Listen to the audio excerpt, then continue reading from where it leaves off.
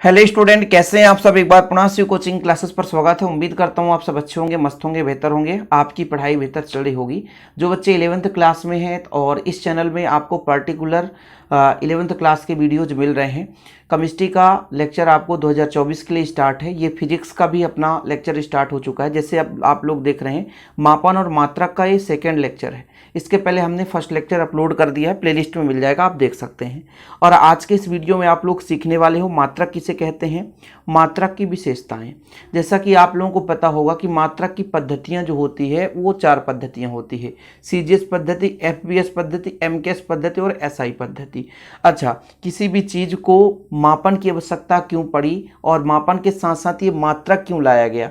मात्रक का मतलब ये होता है बच्चों, किसी चीज़ को एक प्रकार से उसको संबोधित करने के लिए या उसके माप को बताने के लिए। अच्छा, ये मापन की आवश्यकता क्यों पड़ी। भाई मापन क्या चीज़ है, जैसे हम आपको कुछ चीज़ दे रहे हैं कि भाई आप इतना ले लो। अब उसका फिक्स कोई भी मतलब माप नहीं है कि हम कितना दे रहे हैं। तो जब हम लेंगे तो हो सकता है आपसे हम अधिक ले लें या कम ले लें, ऐसा भी तो हो सकता है ना। या एक व्यक्ति को मान लीजिए लाभ हो सकता है, दूसरे व्यक्ति को हानि हो सकता है। कोई भी एग्जाम्पल से यदि मापन ना होता, जैसे हमने कहा आपसे 5 पेन ले लिए, तो फिक्स है कि हमने काउंट कर लिया कि 1 2 3 4 5। लेकिन पहले यदि माप ना रहा होगा तो बस ऐसे ही कि हाँ ले लो भैया, वहाँ रखा है पेन ले लो, ठीक है। तो यदि माप ना होता, मापन यदि नहीं होती, तो क्या हम ऐसा कर सकते थे? नहीं हो सकता था। मतलब अपनी सुविधाओं को बनाने के लिए मापन लाया गया। मापन की आवश्यकता क्यों पड़ी? क्योंकि भाई साहब किसी चीज़ को संख्यात्मक रूप से या कि परिणात्मक रूप से व्यक्त करने के लिए हमने जिन चीज़ों का प्रयोग किया उसे मात्रक कह दिए। और मात्रक को व्यक्त करने का तरीका ये होता है बच्चों कि जैसे किसी भी चीज़ को हम खरीदना चाहते हैं, किसी चीज़ को हम खरीदना चाहते हैं तो उसके लंबाई को हम किस में व्यक्त करें, ठीक है। द्रव्यमान को हम किस में व्यक्त करें कि हाँ हमने इतना ले लिया, बस हाथ से बता दो हाँ इतना ले लिया। तो ऐसे में तो नहीं हो पाएगा। जब तक जैसे मान लीजिए बाल्टी में आपने पानी ले लिया, हाँ पानी ले लिया, लेकिन कितना लिया अब ये तो फिक्स नहीं है। जैसे बिस्लरी में पानी ले रहे हो तो अब हाँ बोल दी 1 लीटर, मतलब 1000 ml। तो मापन के साथ साथ मात्रक की आवश्यकता पड़ गई। और मात्रक क्या होता है, किसी भी चीज के एक निश्चित क्वांटिटी को बताता है, एक निश्चित मात्रा को बताता है।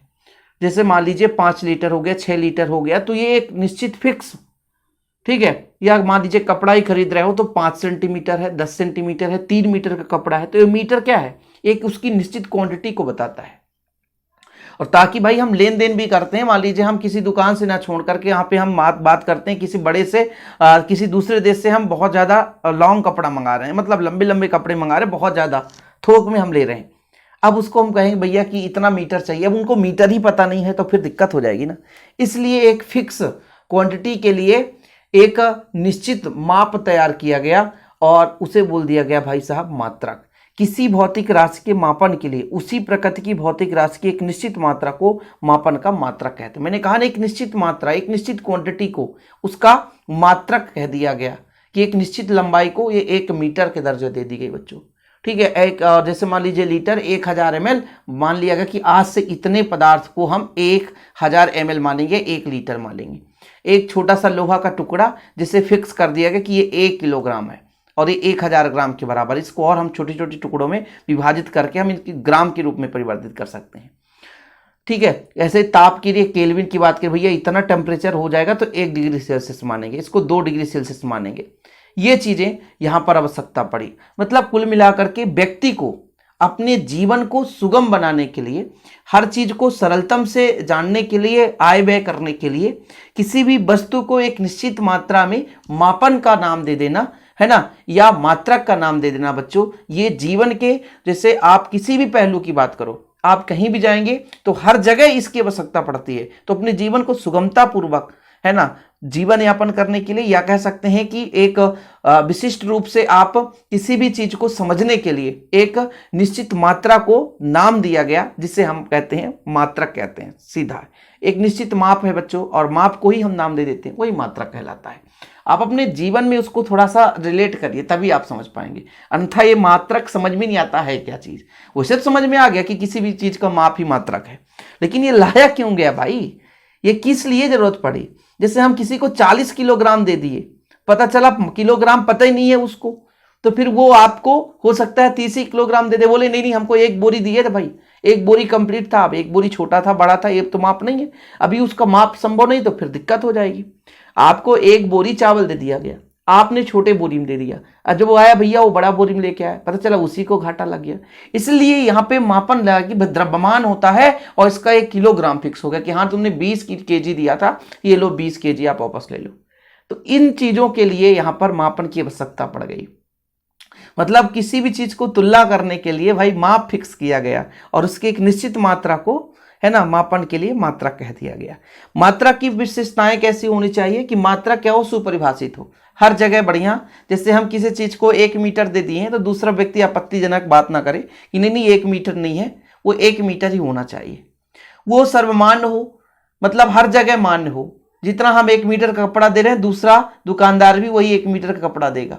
ऐसा नहीं है कि वो थोड़ा सा लंबा दे दे छोटा दे दे, सर्वमान्य हो, हमारे देश में भी मान्य हो, दूसरे जगह भी मान्य हो, आसानी से उसे हम उत्पादित कर सकें। मतलब कोई भी मात्रा के लिए हम मान लीजिए पुनर्व्यवस्थित कर सकें, अर्थात इसको हम पुनरुत्पादित कर सकें। जैसे कोई भी हमारे पास 1 मीटर का हमने छड़ बनाया जिसको हमने मापन बना दी कि भैया 1 मीटर का ये छड़ है, तो उसको हम कहीं और भी 1 मीटर का बना सकें। या 1 किलोग्राम का कोई हमने लोहा बना लिया कि ये 1 किलोग्राम है, उसको हम फिर से यदि वो नष्ट हो जाए दे तो फिर से हम उसे बना सके, ऐसा ना कि वो समाप्त हो जाए बच्चों, ठीक है। और जैसे हम किसी चीज को मापना चाहते हैं तो उसका एक आकार फिक्स हो, ऐसा भी नहीं कि बहुत बड़ा हो, भैया इतना बड़ा ले आओ फिर यहाँ से मापो, तो दिक्कत हो जाती है। जैसे आप लोग 1 किलो का बाट छोटा होता है, आप देखना घर में या किसी दुकान में देखना, और जब आप कहो कि मूंगफली तौल दो तो मूंगफली आपका 1 पन्नी आ जाएगा, तंबाकू तौल दो आपका 1 पन्नी आ जाएगा, और वो छोटा सा 1 किलोग्राम का। ऐसे ही होता बच्चों। आप 20 केजी की बात करो ना, 20 केजी का लोहे का आप देख लेना, ठीक है, मापक, तो वो बिल्कुल एक छोटा सा रहता है। लेकिन 20 केजी आप यदि चावल कहोगे तो आपका 1 बोरी हो जाएगा। तो ये चीज होता है कि मतलब आकार में भी बहुत बड़ा ना हो, आकार में छोटा हो, समय के साथ वो परिवर्तन ना हो जाए भाई। पता चले यहाँ अधिक टेम्परेचर है वहाँ कम टेम्परेचर जाकर के सिकुड़ गया। मान लो राड ही ले लिए कपड़ा मापने वाला 1 मीटर का, और हमने कहा कि भाई तमिलनाडु में कुछ 1 मीटर था, और जैसे हमने चीन पहुंचा भैया, चीन साइड यानी उत्तर भारत में ही आपने पहुंचा, ठंड प्रदेश में वो सिकुड़ गया। ऐसा भी नहीं होना चाहिए। मतलब वो हर जगह मान्य हो, सुपरिभाषित हो, उसका आकार भी छोटा बड़ा ना हो, उचित हो, जिससे उसको हम सही ढंग से उपयोग कर सकें, समय स्थान के साथ परिवर्तित ना हो, है ना, हर जगह उसे हम उत्पन्न कर सकें, उसमें गर्मी ताप दाब इसका प्रभाव ना पड़े। तो ये मात्रा की विशेषताएं होती है, ठीक है बच्चों, ये चीज है। तो मात्रा क्या होना चाहिए, सुपरिभाषित होना चाहिए, उचित आकार का होना चाहिए, आकार ना तो बहुत बड़ा ना तो छोटा होना चाहिए, समय और स्थान के साथ परिवर्तित ना हो, वह सर्वमान्य हो, सभी स्थानों पर आसानी से वह उपलब्ध हो सके, भौतिक कारकों का उस पर कोई प्रभाव ना पड़े।